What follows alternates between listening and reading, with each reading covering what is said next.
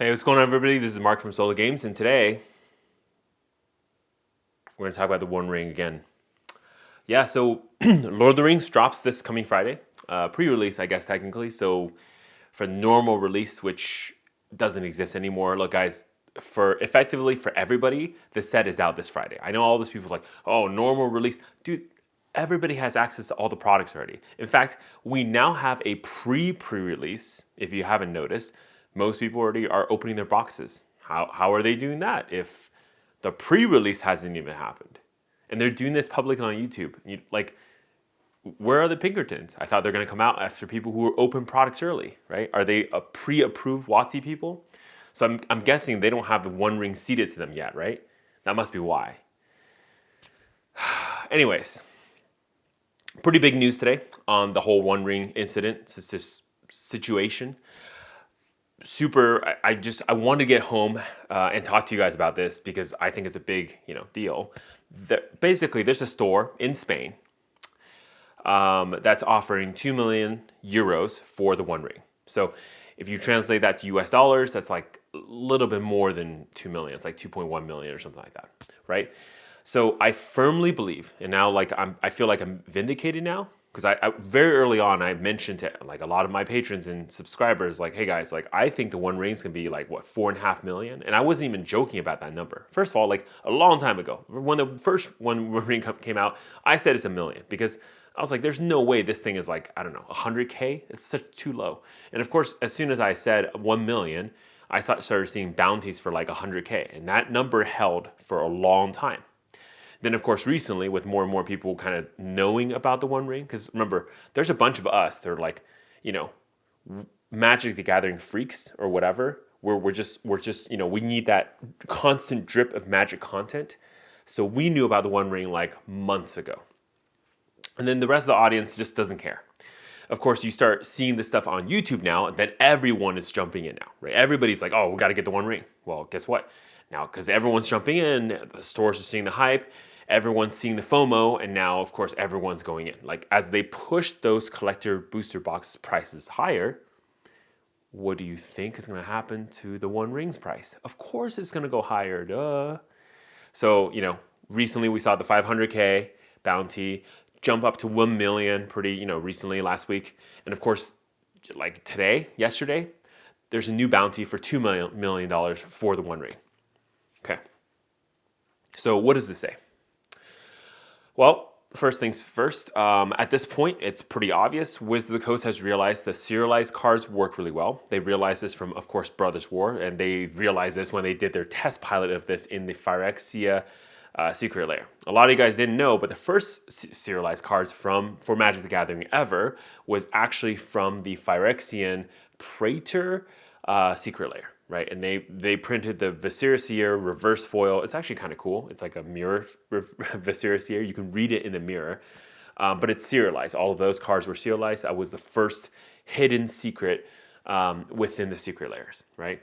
Then, of course, Brothers War has serialized cards, and of course now almost every set has serialized cards because any set that doesn't have serialized cards can't even hold price anymore. So Wizards of the Coast has realized, look, serialized cards work. It does help them sell products, and it helps them really sell products when you do serializations that are one of one and super on flavor, right? So obviously the One Ring is on flavor. So then, of course, a lot of the talk has been, well, what's WotC going to do after this, right? Where do we go from here?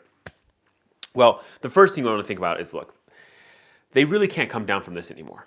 At this point, look, the serialized cards is good. Everyone's going to be chasing it, and every single set that they don't do a serialized card. For example, let's look forward to Wilds of Eldraine.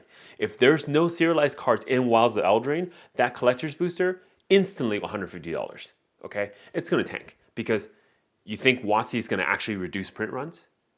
No, they're not going to do that. So of course, because look, remember, the market price doesn't actually matter for Wizards of the Coast. You guys got to remember, they only care what they sell to distribution for, right? Because they make their money and they're getting out already. The market price only matters for LGSs and maybe for distribution because they have to lower their price when, for example, product doesn't move. And because collector's boosters are a one print product, right, a single print run, there's no reordering. So the distribution has to basically take the entire inventory or whatever's left over is at the Wizard of the Coast warehouse, and they don't move, right? But that's all. That's all the print run that it has. Of course, distributions aren't idiots. They're going to want to have the collector's distributor on hand because if they hold too little, the stores who are ordering are going to say, hey, like I want, like right now with a One Ring situation, if distribution didn't order enough, they have to go back to Wizard of the Coast and hope they can get more, at a certain price, whatever, so that they can provide to the stores. But now that's a lag time. And a lot of stores will then say, well, guess what? If this one distributor doesn't have what I want, I'm going to go to a different distributor, right? Most stores aren't stupid. They're going to have more than one distribution channel, right? And even that stuff out. So of course it's like a no-brainer for basically Wizards of the Coast to say, okay, look, we're going to have One Ring or serialized cards in future products because anything that doesn't have it, right, it won't work. People will lose faith, the distribution won't order from Wizard of the Coast, right? Even if they can claim the full amount. They don't really care if the market tanks afterwards. It will hurt them for the next set. Not necessarily for that one, but for the next set, right? So look, this tells me that the future, again, serialization. The bigger question is, will they print any more one of ones or something less than what the standard is 1 in 500? We've seen 1 in 100 with the Visir, but could they do something different? Could they do something like 2 of 1, where it's like a secret rarity, a secret serialization above the number, right? A red lettering, like imagine you have a 1 of 500, but it's with a red letter instead of a gold one. Like there's many ways you can manipulate and go from the serialized cards. Again, it doesn't even cost them more money, right? Maybe a little bit more money to print like a gold ink on it, but it's not really that much more money because most of these serialized cards, it's like the same art, it's the same card effectively, just with a stamp on it.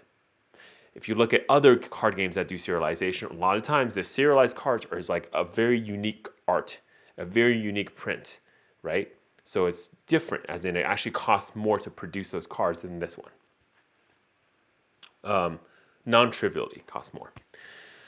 So Wizard of the Coast would be stupid to not do one of ones. Now, this is where probably what's going to happen in the future differs from what I would do if I was Wizard of the Coast, right? So let's put on our evil, thinking cap here on and, basically, hop up to the ivory tower and think about, if we're big wigs and we're making billions of dollars selling cardboard to little kids, right? Selling gambling products to little kids, what would we do? Well, the first thing you do is this, right? You would put serialized cards into sets, but you stop talking about them. And you always give the crowd this sense that maybe this set has serialized cards, right? Because here's what you do. You would put some super rare serialization in. You wouldn't put like 1 in 500 where it's like almost guaranteed in a case, that kind of stuff. You put something like drastically lower. 1 in 3, 1 in 5, right? 1 in 10. Something that's like super rare. And what I would do is you don't always announce that you're going to do this. Meaning you say nothing and you have players find them. Now, because these are super rare, right?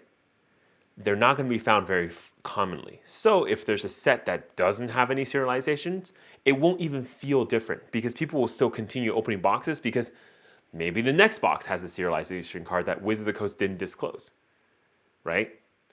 And then for the for the times that people do find it, right? So everyone gives up. Everyone says, hey, there's no more serialization cards. They're not even talking about it. They're not even showing this stuff off. Once in a while, somebody's going to open a box and it will have one.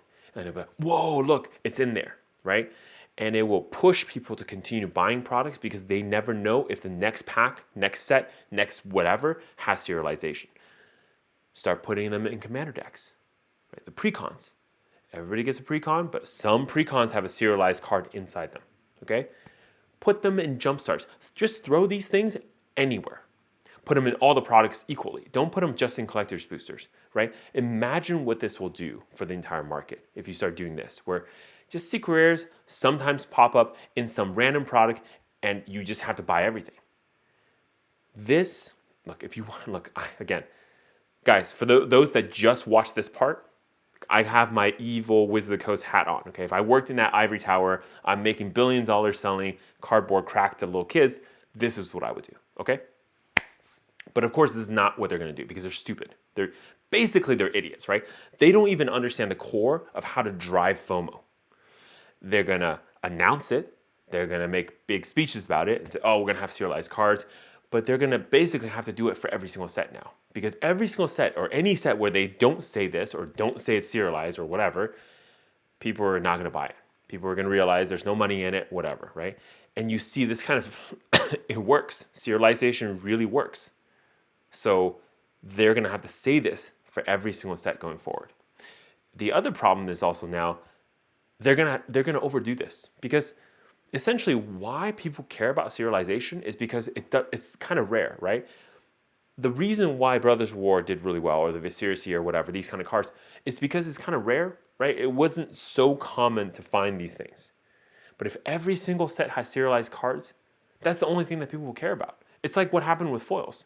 In the beginning, when Magic the Gathering printed foils, I believe there were one per box. And it's like they had some printing issues. Some boxes didn't have them. Right? It was that foil rate. Do you remember? And if you don't, I know a lot of people are younger. They don't really know what it feels like to open a booster box back in 97. Do you remember what happened with Time Spiral Remastered? A set that was actually printed properly, right? It was a well-designed set, meaning the cards put together correctly for a draft format with no additional products. There wasn't a collector's boosters, pre-release kits, bundles, gift bundles, all that stuff. And there was one retro foil in every box. Do you remember how expensive the retro foils were? They were not even serialized. They were just a retro foil, but because they're so rare for someone to collect a full set of every single one of those retro foils, it was near impossible.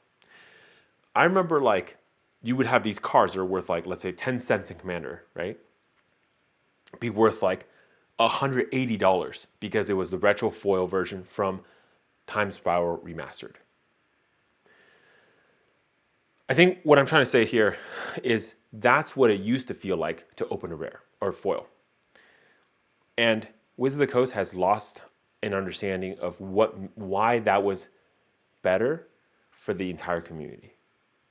And so now we're going to have serialization, and now we're going to have too much serialization because, everyone can't lose out, right? Everybody has to like everything from the sets. So everybody is going to get something, which means that nobody will care. Because if every single set has serialized cards, then it's effectively everything is serialized or it's not, or it doesn't matter, right? Remember, if everything is special, then nothing is. And right now, Wizard of the Coast is walking this path towards everything being special. Special frames, special artwork, 10 different foils, 1,000 different foils. Nothing matters anymore. And right now, serialized cards matter. But I'm telling you right now, if you think serialized cards is going to matter in about 2 years, I'm willing to bet right now it won't. Now, will the One Ring hold price? Probably. Because again, it's one of one. It's very flavorful. There will be some whale in the world that will want this thing. It's like the Mona Lisa. It's like a Van Gogh painting, right? They're going to want this thing. But other than that, what's the value of this thing? It's a piece of cardboard that somebody wrote one of one on it. It means nothing.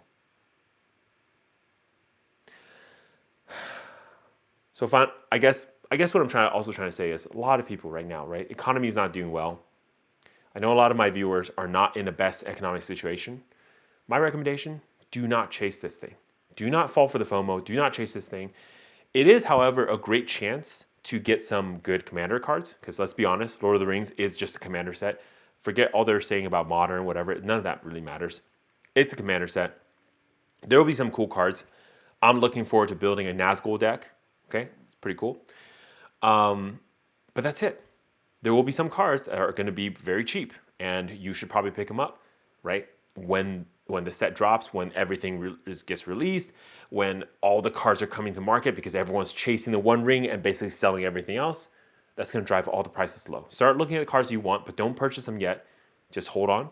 And actually, my recommendation, look at the crazy ones, the full art, the foil, whatever, those kind of frames. The reason is because those are cards that they can open in the collector's boosters, and everyone's opening them right now. So those cards will be the cheapest. The full art foil or whatever version, the fancy versions are going to be the more expensive one, not the normal one. So just so you understand. If you just want game pieces, buy those versions. You're going to have a great time. Mark Solo Games, look guys, be smart. Don't chase the dragon and stay classy.